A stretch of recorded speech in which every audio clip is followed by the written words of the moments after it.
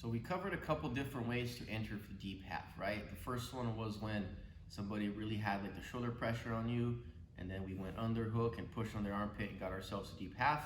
And then the second way that we did was after we went for that roll under sweep, right? And then they posted it, so we put ourselves in deep half. So let's talk about deep half a little bit. Here's some of the basics in it. Check it out. So we're looking at a good deep half here. You can see that I'm keeping her foot off the ground, right? I'm keeping both of my knees pointing up in the sky so that I can keep her butt stuck to the ground on the other side. You can see my left arm over here. It's hidden. My hand is hidden underneath her leg, right? My elbow's pinched in tight to my ribs so that she can't win an underhook. My head is hidden underneath her leg so she can't get an underhook on my head. And you can see my hand in the back over here that also has a grip on the belt. And then you can see the frame on my other hand right there. So that makes it harder for her to attack that arm, which is going to be very, very important here. Detail to see here, just the belt grip. Grabbing the belt, and if the belt's not there, grab the pants. Detail here is I'm hiding my other arm, giving her no room to scoop her hand in there, and I'm making a frame with my hand so she can't pull my arm out regardless. The details here is to keep your knees pointing up and keep her foot off the ground. The final part is we begin rocking back and forth. This is bonus right here. We can use our foot under her foot for a lever. Okay, so the next part that we're gonna look at is the two different ways that we can go with our sweep, with a deep half sweep, right? There's gonna be two options normally. One option is gonna come out on the leg. Option number two is you're gonna come out the back. So we see here, I get the momentum and I come up just in a regular sweep into the over-under position. One more time. All my grips, belt, hide the other arm underneath, my knees pointing up, her foot is off the ground. Make the momentum, swing the knees, come up on top, hug the outside leg, grab the belt, over under position, knees off the ground, pinch the leg. Lots of pressure. One more time, same thing, just a little bit slower motion this time, still swinging, everything in the same grips position, lots of pressure after. Hugging from the outside, grabbing the belt, hugging that leg with the other hand, pinching the knee with pressure, getting ready for my over-under pass. Option two that we have is very similar. Swing, create the momentum, come out the back this time. Another detail that you can see over here is that as when I start swinging, right, I'm going to use that hand on the belt, and I'm going to use that to push her forward and keep going so I can take her back.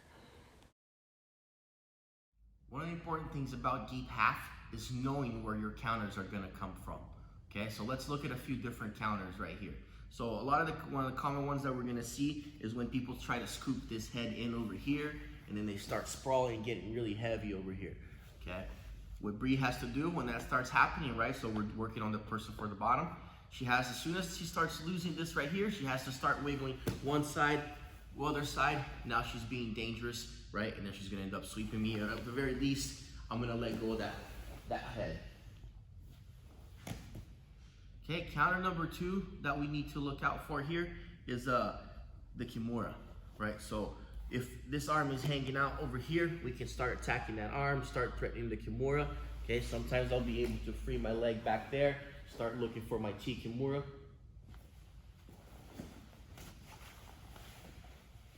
So we gotta really watch out for that. When that starts happening, okay, or to stop that from happening, she's gonna hide her hand, and you can see her hand back here. She's stuffing her wrist against my back, the back of my hand, so I can't get to her hand. Okay, another part that we have to watch out for here is when people start winning this underhook, right? Because they'll win this underhook, and then I can get very heavy. Eventually, I can start looking for straight arm locks over here, or even using my head. So, in order for that not to happen, okay, Bree really has to stick her arm in there. And not only stick her arm in there, she has to push her elbow down to her ribs so that there's no way for me to get in that little hole in there. And again, if I do start being successful there, right, her job is to make me uncomfortable and start wiggling me back and forth so that now I have to use my hands to post to make sure I don't fall over. Another option that the bottom person has to watch out for, right, is that I can go from here and start taking the back or start looking for triangles, right, where I'm gonna lock that out and lock a rear triangle here. Okay, I can also lock a triangle right here, although not as effective, but we have to watch out for that. So,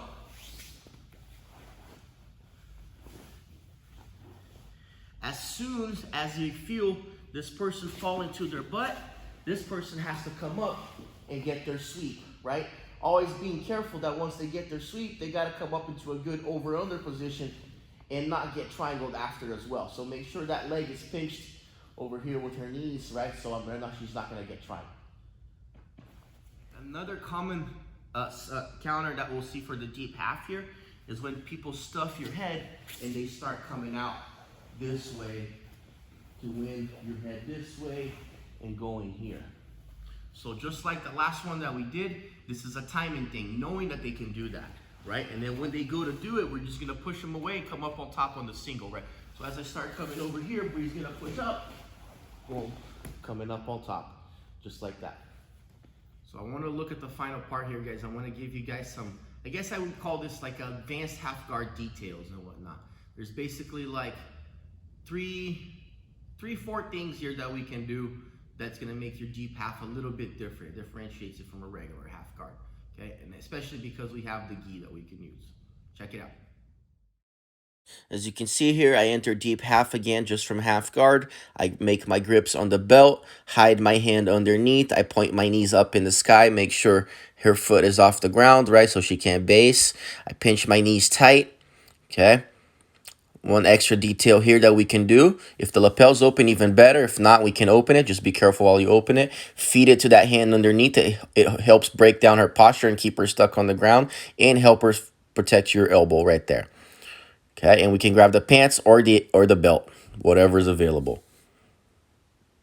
The foot, we use that foot underneath as a hook that we can use that as a lever to lift her up when I'm ready to hit my sweep. I can still swing, use the foot as a lever, come up to the double under position.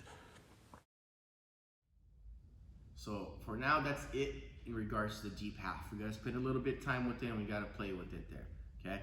And then next week, I'm gonna start going into the single series here. So one of the things that happens a lot of time in the deep half, and basically you end up fighting for a single.